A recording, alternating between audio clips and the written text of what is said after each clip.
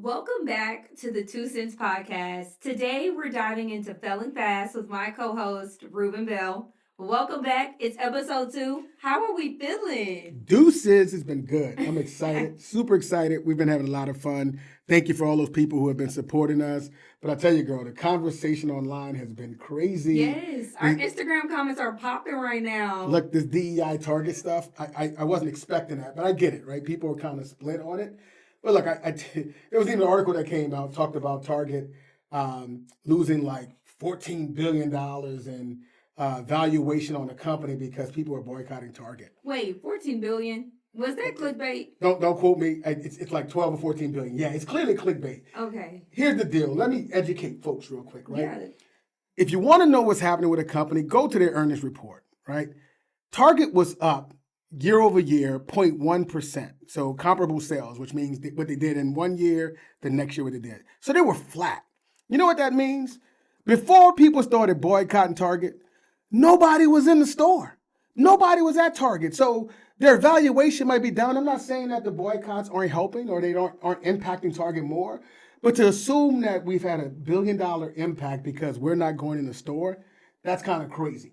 It's kind of crazy, right? So look, I get it. People are on both sides of the fence. I just don't believe that's the way you have the kind of impact that's going to really make retailers change their behavior and do things different. I don't know how you feel about that.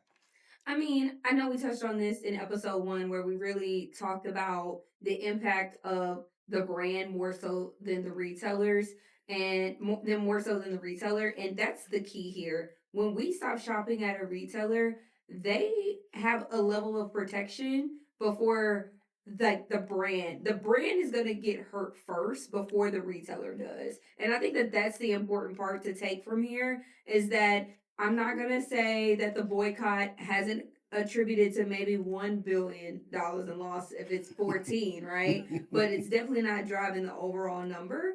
And I think that in general, we also have to talk about the climate of the economy right now. In general, people's dollars aren't going as far. Eggs cost $18 or however much right now, right? It's like $1 egg. You buy a dozen and a half, it's like $18.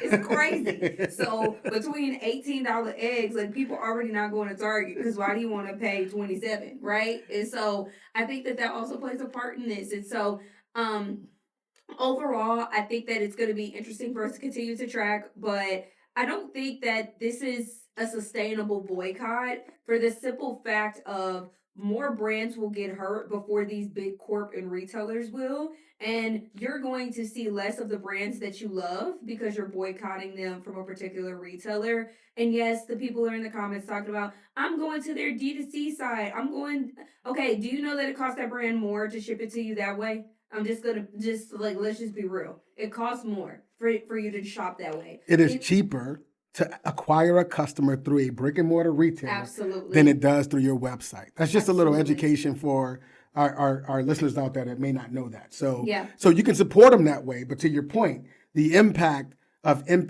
hurting that retailer is actually having a significant multiple effect. It's not one to one, right? It's not one product on their website versus Target. It's a multiple impact because the cost to advertise on Facebook and all these other locations, it's really bad. So I didn't mean to cut you off, but you're spot on. You're spot on that. Absolutely. So I actually have a follow-up question for you. I'm going to pivot into our overall topic of failing fast. And I'd love for you to give us an example of a failing fast moment that you've had during your CPG career, or maybe if it's not you, maybe it's a brand that you were close to. Yeah, that's the thing that comes to mind first is probably early in my career when I started at Johnson and Johnson. I'm working in the manufacturing environment. I'm asked to move to a supervisor role where we were manufacturing and packaging product, and you can imagine immediately I take on a responsibility of 30 plus employees. Some of them are old enough to be my grandparents. Different technical skill, right? Mechanics, operators, even temporary employees. And here I am, right? Fresh out of school, young whippersnapper, snot in my nose. Oh, Lord. Thinking I know what I'm doing. And so we're having capacity issues. So we're running a lot of overtime. And so we create this 7-day crew model where we run continuously throwing lunch. And so when people would go to lunch, we would keep people behind and give them a later lunchtime to keep the line running. So, me, I'm trying to put young, fast, quick people on the machines, and it never worked. And, the first thing I'm doing is pulling people at the end of the shelf and I'm giving these speeches, right? I'm like Martin Luther King, right? We have a dream. No, please. We have a dream. Please don't tell me that you were doing that. Look, one thing I do, I think I can motivate people, right? And so I'm trying to motivate these people. I'm trying to motivate them, and it never worked. You know why it didn't work? Because the young, fast people were temporary employees, and there's nothing wrong with being a temporary employee, but the motivations were different, right? We all have different motivations. My motivation was to get as much product out as efficiently as possible. Their motivation was, I'm just trying to get this check. Trying to get to that bag. I'm just trying to get that bag at the end of the week so I can go out and have a good time and take care of my necessities, right? Right. And so until I realized that I had the wrong team, I mixed the wrong people together, I kept failing over and over again. So I made the change, and I aligned the team with people who had a different motivation, a different level of commitment, and we saw some success, right? But not before I bumped my head and thinking that I can preach people through to being successful. But it just doesn't work that way, right? It starts with the right team. The right team has to be motivated around the same things. And when you do that, it kind of makes a lot of change. You start to see a different impact, right? So I'm proud of that moment. So that makes a lot of sense. And the key takeaway is cultivating the right team, but it's also understanding what you already have on your team, what superpowers do you already have, and what superpowers are you lacking, and then that's what you go out and seek whenever you're hiring for the additional. And I think that's key, especially as we talk about commerce changing and the evolution of commerce. We talked about AI in episode 1, and we talked about how the roles and the jobs will change. And in that means people need different superpowers. You can't have the same tactical skill set that you had 10, 15 years ago. That you're going to need something a bit different. And so as you continue to take inventory about who and what is on your team, you see where those open gaps are, and then you go seek for that superpower versus trying to duplicate 4 or 5 of the same on the team. Because maybe you don't need 10 chiefs, you only need 3, right? You got a little sense there. That make a little sense. That's kind of a little one too. Kind of logical. Kind of logical. Like 2 cents. Right. 2 cents. Oh, ding, ding, ding, ding, ding, ding. I love it. 2 cents. 2 cents. But I got a question for you. Okay, hit me. Got a question for you. Oh, Lord. Here we go. It's the fall. You're going to a special event. Okay. And as you're getting ready, you have an old crap moment because you're missing an accessory. An accessory? An accessory. Something that goes for your outfit, something that you need to really put the plus up on your look for the night. If that happens to you, tell me what retailer you're going to solve that cold red moment. So I would have to say, depending on if it has to do with overall outfit, not just like makeup. If it was makeup, I'd probably say Ulta all day. But I would actually probably say Target for the simple fact that there's now an Ulta pop-up in the middle of it. So now I'm able to kind of kill 2 birds with 1 stone. So if I need a belt, if I need a necklace, earrings, lipstick, whatever the case may be, Target will probably be my best course of action, especially in the fall because they extend their hours in the fall to midnight. They don't always have those hours year round, but holiday hours goes into effect in the fall. So I would definitely be going to Target because they're open later if I'm really having a, oh crap, it's 10 o'clock and I need a belt. So what you're saying is you're not boycotting Target? If I'm in the moment, I'm going to Target. And to be clear, I don't think that it's about directly boycotting the retailer again. I think it's about choosing how you effectively use your dollar. The black and brown dollar is valued at $1 trillion, $2 trillion, I think now at this point. And so we have to be obviously calculated in when and how we spend that dollar. But I'm not necessarily worried about what that retailer decided because guess what? You're never going to know where your money is really going. At the end of the day, it doesn't matter what retailer you're shopping at. There's always a private investor, and you may not like their beliefs either. So trust and believe. If I need something at 10 o'clock, 10:30, 11, I'm running to Target. I'm going to get it, and I'm going to probably then see if my Target circle could give me some savings or Ulta, my Ulta beauty points, go give me my savings, because I'm all about the loyalty programs. You heard it here first. Brianna Dekulis is going to Target for her code Target. red moment. I am code red moment. I'm running into the red store. Absolutely, absolutely. Question for you as we pivot to a different segment. Beyond the barcode. Beyond the barcode, okay. Beyond the barcode. So when I think about this, every icon has a beginning.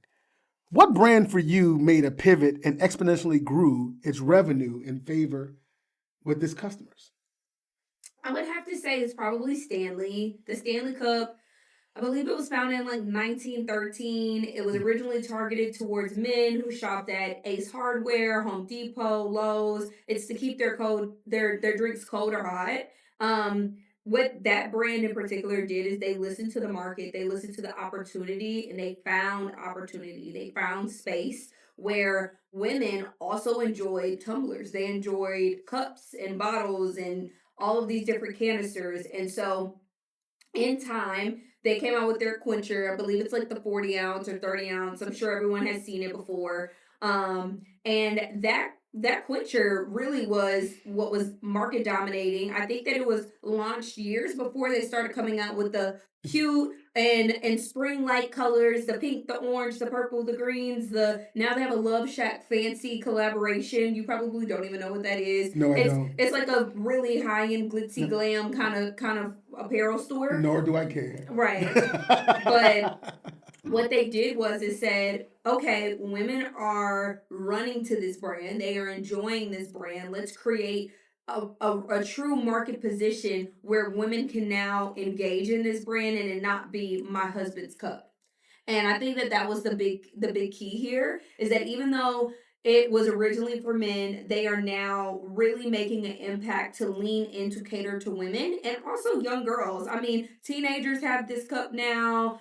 20 somethings you have this cup. Even my grandmother has a Stanley cup at this point, right? So it's also not age specific. It is truly like the female demo is in love with this idea of having different varieties to match your outfit or whatever your mood is or the different season. Like I'm a pretty much like a beige kind of girl year round, so mine is like a tan beige color. I only have one. There's most people that have like six. Like, do you know people that have Stanley Cups? You know what's crazy about that? What? Leah's probably bought two and lost two. Uh-huh. And not that I'm tracking it, but she's in college. Uh-huh. She's still using my Amazon account. Mm. And guess what she ordered last week? What? Another Stanley Cup. Point in case. Which means she lost it. And you know how I know she lost it? Because it's black. Mm. Why would she buy black again? And so, look, I get it. It's an accessory. I just think it's crazy to be walking around. It's probably replaced Mace, if you actually think about it. You know, people walking around with Stanley Cups looking to knock somebody's head off. And I'm okay with that for all the college kids. Hey, anything to keep you safe and hydrated, okay? We can't be dehydrated in the South, okay? Because Leah's in Florida, right? Yeah. So between Florida, Louisiana, Texas, we need our hydration. Everybody needs hydration, but particularly in the South, it'd be hot down here. Safe and hydrated. Safe and hydrated. That should be their next campaign, honestly. I love that. But back to your question, that could have been a failing fast moment where they really kept their demos tight and small. They expanded it. They leaned in. Now there's so many exclusive launches at Target and Starbucks specifically, but I mean, they have them everywhere now. You can go to a Dick's and see 20 colors of Stanley Cup. Yeah. And I mean, originally it was like a splurge because it's $45, $50 for a cup. And now you see people with 50 of them. You're like, okay, this isn't a splurge anymore. It's the day to day. But to your point, right? You like Target, when they launch an exclusive one, they have Black Friday lines, right? Mm-hmm. So it's become an ultra moment where people like really want to be within that exclusive count for those things. So look, I ain't mad at them. Congratulations, Stanley, for really pivoting, and now you're experiencing record revenue. So absolutely, I ain't mad at you, Stanley. I just wish I would have thought about it first. I have a question for you. Okay. Let's talk about a brand that had a near death moment, if you have one. And again, it could be a brand you worked on or one that you've seen in the marketplace that you're intrigued by. Yeah. So I can think of a couple, right? The first thing that comes to mind when you think about that, because I'm I'm addicted to potato chips. I think about Pringles. Okay. But I won't go there. Well, I'll go that I think is interesting as I watch my boys and how they choose to dress and how they, follow their own trends. New Balance comes to mind, but more importantly, Yes. Champion. Right? So Yes. so so it's funny, my boys, I'm on the East Coast. It's cold during the winter. I'm talking 20 degrees, 30 degrees, and they never want to wear a jacket anymore. These are two high school boys, 9th and 11th grade. They never wear jackets anymore. They only walk out in hoodies. And what's interesting is that the hoodie of choice, if it's not a, graphic hoodie with an actor or a comedian or a comic on it or whatever, they're wearing Champion and they rock Champion hard. And when I go to school to pick them up, all of the athletes, all of the kids in school, nobody wears jackets, but everyone's wearing Champion hoodies, right? And when I remember Champion, I don't know that Champion was even on the radar when I was coming up. But it's the old saying. It was the big starter days back It was there. the big starter days, Yeah. right? But it's what's old is new again, right? Mhm. And so to watch this brand that's pivoted to being what I would call low key cool, right? I'm not making a lot of noise, but I'm driving the revenue because I'm in. Yeah. And I don't know what created that market for them, but clearly they have every high school kid because where kids should be up in puffy starter jackets and triple goose, they're out there in Champion hoodies as if it's not 25 degrees outside.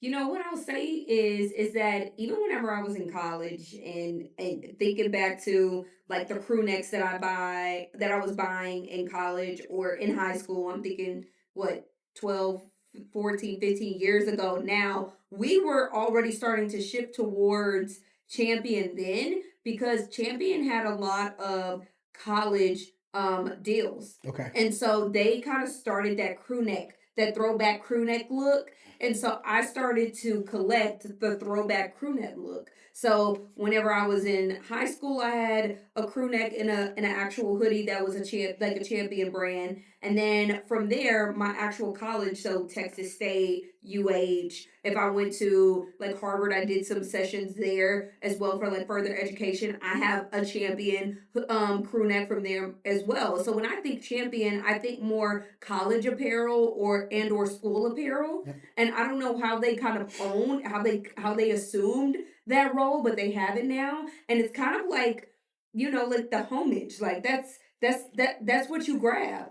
My boys, their backpacks are Champion. And they're multiple years old. I remember the only gift I would get was a new backpack, right?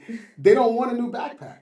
It's the Champion bag, and they actually last. Low key, they last as long as like the Swiss backpacks. But they Champion backpack, Champion socks, Yep. Champion hoodies, and so I'm just excited. They've figured it out. Yeah. Maybe you talked about the college comparison. Maybe that's part of the reason because. Yeah.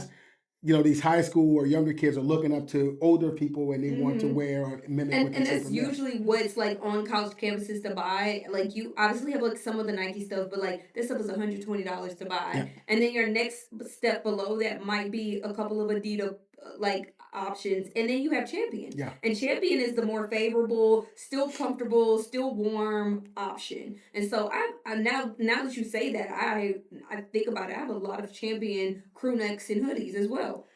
Yeah, it's interesting. But I'm gonna flip the script on you. Oh, Here we go. you stay. What's up with the throwing the cards, man? It just feels right. Okay. Missions and charities. Uh-huh. Do they really profit brands? Do you think it makes sense for brands to consider missions and charities? So this is my thing about missions and charities. I feel as though while yes, you drive trial, new to brand entry, maybe even new to category entry to a degree. I don't know if you're keeping someone and you have the longevity to have a returning consumer, especially if the product isn't good. You gotta have a good product first. And then you add on the mission or the charity. We think about Toms. Everyone had Toms years ago. And if you still wear your Toms, I want you to comment down below because I'm interested to see who still has their Toms. I had about 2-3 pairs. I no longer have them. My shoe size didn't change. I just don't know where they went. I don't know. But they're gone, right? And so you chuckle, but I think about that where I used to really think about Toms and wear Toms on a regular basis. And now, I mean, I haven't thought about it since you just asked this question, honestly. And I think the big thing here is quality of product matters. your mission obviously does matter. People always wants their dollar to go forward. They want to pay it forward if they can, and I think that that's important. But I think the other part of it too is that if it's not continuously being put in front of that consumer, it might drop off their mind, like Tom's dropped off of mine. I also think about the sock brand. Isn't there a sock brand? Bombas, Bombas, yeah. right? Yeah, yeah, yeah. And Bombas is also a really nice um overall idea, product idea. You're paying it forward again. I believe it goes to the homeless, right? Yeah, yeah. My wife used to be on the board for a homeless mission, and usually the top things that folks who are homeless what they need Mm-hmm. are socks, clean underwear, and gloves, right? Because Mm. of the extremities and being Yeah. cold, right? Yeah. And like I'm not a supporter of Bombas, but I get the mission. I get what they're doing and folks who are close to that space. But to your point, the mission, the charity mission has to align with the purpose of the consumer. Sometimes if it's too narrow, then you're missing Mm-hmm. the opportunity. Of course, the product has to be good. You have to be meeting, have a unique market position to be Yeah. successful. But it has to align with the mission of the consumers. And I don't know how people feel about that, right? You probably have more people passionate about animals Yeah. than you do homeless. I don't know, right? Right. I don't have any research on that, but that's the challenge, right? With charities and missions, And it you, can be a product that you don't have to replace often. Like correct. you think shoes, right? Like once you got a good pair of shoes, you got a good pair of shoes for a while. I mean, you don't need a new pair of shoes every month. But I tell you what's funny though, there's a lot of now I'll use the example of some brands I've seen, some small founder brands, coffee brands Mm. tied to charities with pets or Mm. tied to charities with battered women or women who are in abusive relationships. Coffee is something you're repetitively doing. Those are clearly missions people can really get behind and support, Yeah. whether you have a personal experience or not, right? Or Mm-hmm. someone that you know that's in your circle. And so Yeah. I can see people coming back for that if the coffee is good, right? Mm-hmm. But again, it goes back to, hey, what's the mission? Is it tied to something that I care about? Is it something that I'm willing to have repeat over? But more importantly, it starts with, do you have a good product? Yeah. Right? I'm always doing double good Mm-hmm. only because there's a child or a mission or an issue that they have. But I'm not buying $20 popcorn every week or every month because it just doesn't make sense, right? Right. And in that space, I can buy the popcorn. If I don't like it, I can give somebody the popcorn who comes to my house, or I can just throw it away. But I'm not going to repeat on it, right? So Right. it's a great point, right? The Yeah. mission has to align with that consumer's values, and it has to make them want to come back. And in order to Absolutely. come back, the product has to be good. Yeah. Absolutely. Absolutely. Awesome. So I want to shift gears a bit and I want to talk a little bit about shelf strategy. And I'd love to tap into a bit of your experience back at J&J.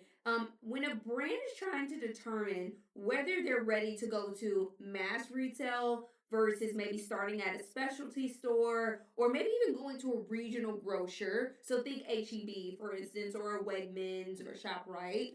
Um, how does a brand know when to go, or maybe which ones to pick and why? Yeah, it's a great point. It's Look, I think it matters or it depends on you being clear about who your consumer is, right? I think Absolutely. you have to know who your consumer is and know how she shops, or more importantly, where she shops, right? And Mm-hmm. so, sometimes that can just be D2C. But I think if you understand your consumer, what their motivations are, because if we use the example of a Walmart or a Target, those consumers in general are extremely different, Yes. right? And so when you understand your consumer, where she's likely to buy your product based on the mission that your product serves. What's the mission? Is it a stock up? Am I just doing a convenience trip? Right? Those kind of things. Then it helps you identify who should I be calling first. Right? The problem is sometimes we get into this rapid fire and we're calling Kroger and we're calling Target and we're calling Walmart. And what happens is we get a yes. Yes. But when you get that yes, now you can't fulfill those yeses because you don't have the supply chain resiliency or efficiency. We don't have the capital. We don't have those things.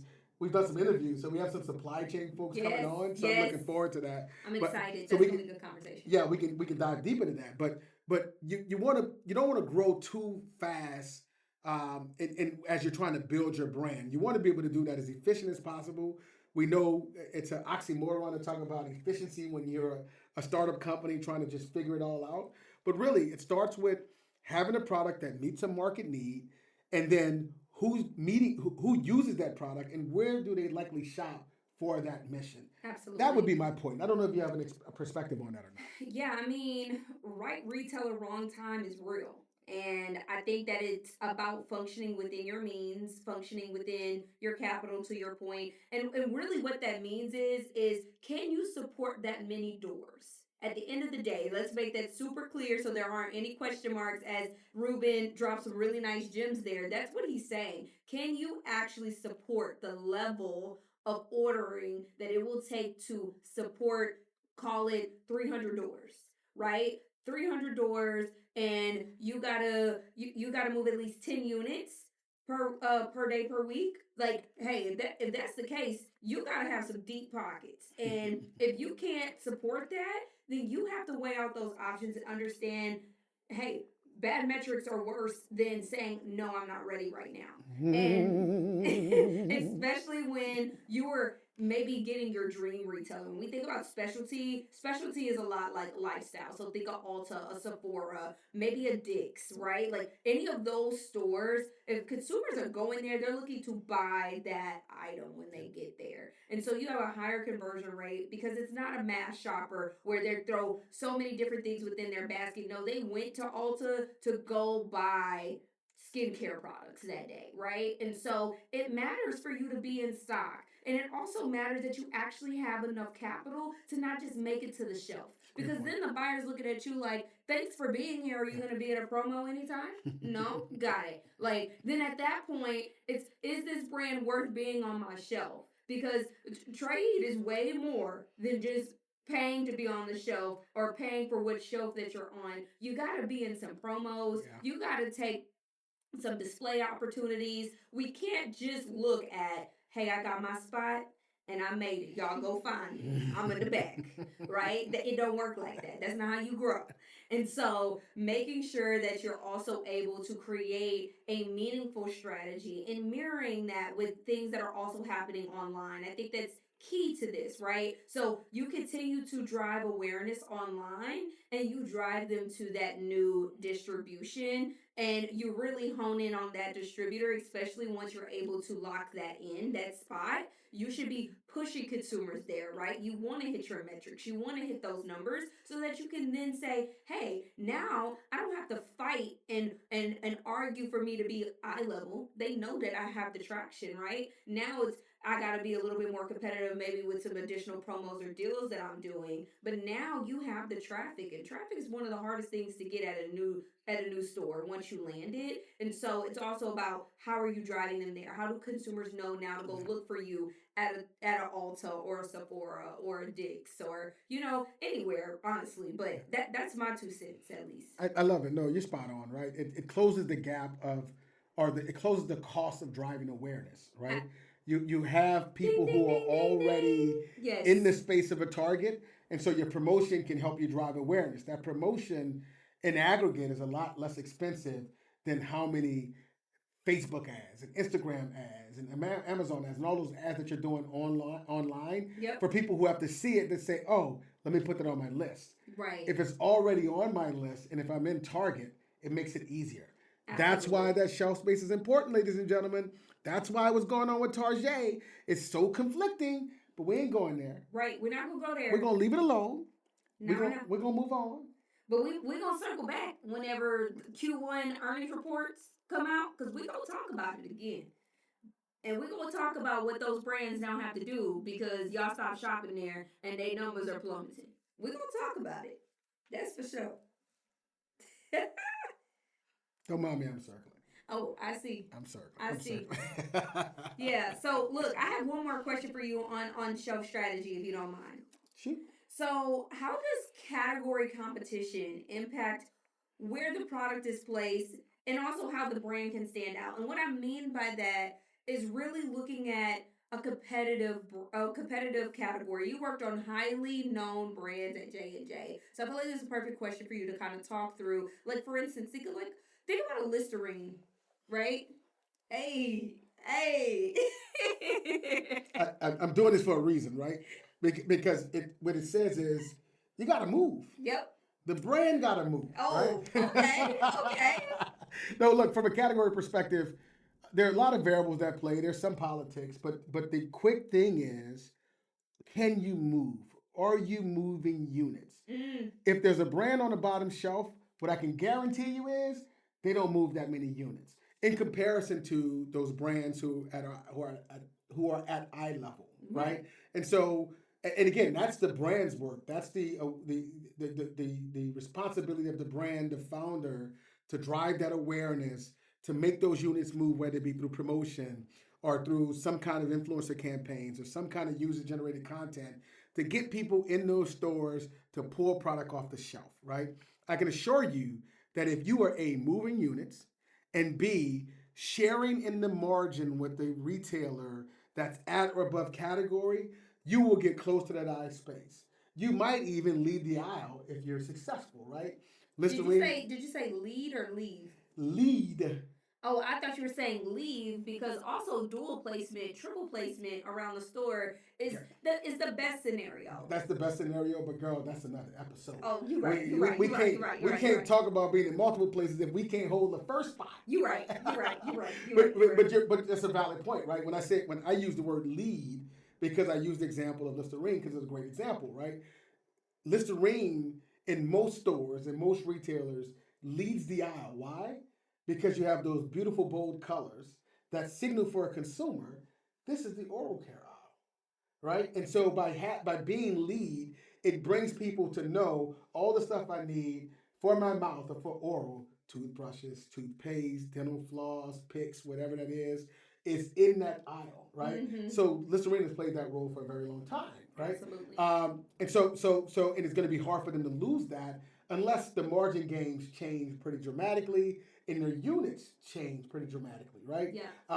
So it's awareness that drives it, right? So if you're moving units, that means you have a level of awareness. Mm-hmm. If you have marketing, then that means from a marketing perspective, margin, that means from a margin perspective, you are driving profit for the retailer. So why would they not want you to be prominent in the Hollywood Squares, Times Square version of their shelf, which is really bullseye eye level, right? Absolutely. And so move the units. You got to move the units, right? You got to figure out how to make those units fly off the shelf. And if you're doing that, if you're giving margin, then I think the rest just sells itself, right? Absolutely. You just have to manage the marketplace at that point, right? So hopefully that answers your question. It does. And I think that puts the cherry on top and understanding that first, you got to be a leader. Secondly, then you find a way to continue to place yourself in that consumer's everyday life, not that maybe every month, right? And as you continue to pick up that usage, then that's how you really start to lean in. You get the dual and triple placements, the yada, yada, yada. But you got to start with leading. I love that. Absolutely. That's awesome. Good stuff. Time to pivot. Let's pivot. I love this, right? You do. We might not be able to get to this one often, but I love this segment. Okay. And so let me do a little bit of announcement to the audience. Let's go. You got to go to Reddit. I need your help. If you're in the CPG space and you have a funny story or a story that I think people would be interested in listening to that kind of gives that, what? We want to hear from you. So go to Reddit. 2 Cents Retail Therapy is our Reddit page. Yes. And we're asking for you to send in any retail stories. They'll be anonymous, obviously. And so we won't share names, but we want to share in the hilariousness of the experiences you've had in CPG. Yes. So it could be retail with the consumer, a founder brand with the buyer. It doesn't matter. We want to hear those stories. We want to share those stories, and we want to talk about them. This is a safe space. This is a safe space. But we gonna crack some jokes though. Listen, if you feel vulnerable, this is where you want to be with us. We'll hug you, but it's gonna be funny. And so I got a story I want to read today. Okay. Our first story on retail therapy. All right. So we don't know who this is, but we're gonna tell this story. The title of it is When Selling Data is Your Only Play. I have been a sales rep for 5 years, and up until recently, things were going okay. I wasn't winning any awards or anything, but I could talk my way into a sale and hit my quota until last quarter. The brand I worked for had let's call it a catastrophic quality issue. We're talking full recall. Every SKU pulled off the shelves, customers demanding refunds, and our legal team working overtime. What? Basically, my entire job disappeared overnight. I still have quotas, though, And company, and although I still have quotas, the company, while they provided me some relief, expected me to figure all of this out. So I got creative. If I couldn't sell a product, I'd sell insights. What? I set up a meeting with one of my biggest retailers. I'll call her Kelly to protect her identity, who's been in the industry forever and had a reputation and zero patience when it comes to BS. My pitch to her, market research instead of selling actual product. I'd sell her data, category insights, trend forecasting, competitive analysis. I figured, hey, buyers love data, right? I go in with my best, trust me, I'm smart energy and said, Kelly, I know things are a little complicated with all of our product supply issues right now, but I have something even better. Exclusive industry insights. She immediately raised her eyebrow. Her response was, are you telling me you want me to buy data because you don't have actual product to sell me? I pushed forward anyway. Kelly, not just data, the best data. Forward-looking trends, competitive intelligence. This is information that could change how you think about your category. In fact, I'd like to partner with you on some focus groups. We can even use your shoppers to pair with our insights. At this point, she crosses her arms and gives me the retail death stare. Things immediately went south. Kelly hit me with a couple classic buyer one-liners. Oh, you sell data now. That's cute. I actually buy products. Is corporate making you do this? You know what else gives me insights? My sales reports, and I don't have it to sit through this meeting for it. At the last one, I hesitated a second too long. She sighed, rubbed her temples, and basically ended the meeting with, Brad, when your product is actually back, or is this the software saying it's over? At that point, I knew I had lost. I muttered something about uncertain timelines and excused myself.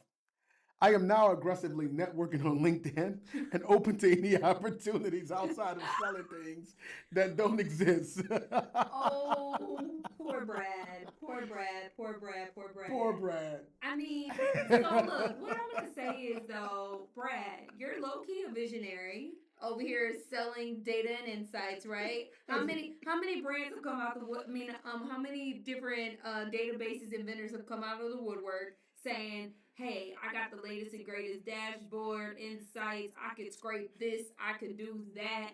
So, hey, I'm not knocking Brad, but Brad, people buy products, not data. The average consumer is not able to leverage data to be able to put a band-aid on their child's scrape, to be clear. But we do appreciate your effort, Brad. What I will say is that I give him an E for effort. You give me E for effort. Listen. No. I give him an E for effort because he could have just took it to the chin and just started looking for new jobs. At least he tried. No, but Brianna, you don't understand sales, right? So in sales, we give awards. So you give me E for effort. I'm going to give him an award. It's called the RAM Award. Brad, you're out of your rabbit ass mind. If you thought, right? Like, people don't realize these buyers, they get crazy, insane bonuses. Yeah. And so I don't know what your products were. I don't know how big the category was. I don't know how big your brands were. But if she's taking a meeting from you, that means you have a role in her category. And you just screwed up her Christmas.